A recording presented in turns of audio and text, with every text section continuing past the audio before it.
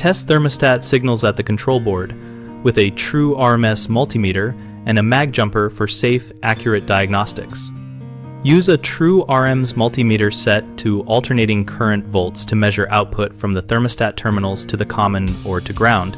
This verifies whether the thermostat is commanding heat, cool, fan, or a heat pump mode, and ensures readings are within expected control voltage ranges for the system. When selecting a meter, choose models built for HVAC with at least 1000 volt transient protection and clear low voltage resolution.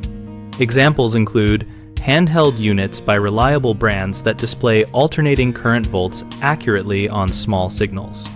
For bypass testing, a mag jumper is essential because it allows you to momentarily connect the circuit without risking shorted screwdrivers or loose wires. The mag jumper is a small insulated tool with spring clips that mimics a thermostat call safely.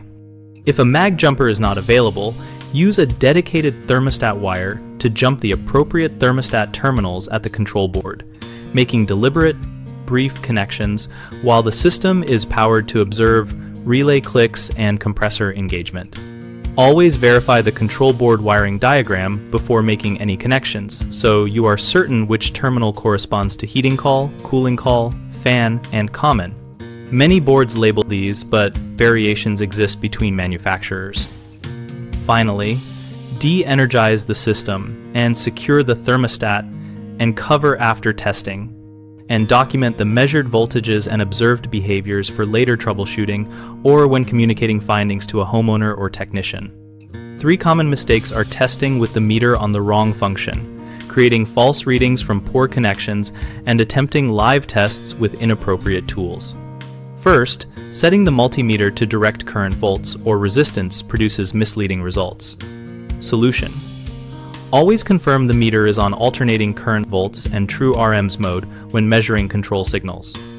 Second, using poor probe contact or damaged clip leads yields intermittent readings.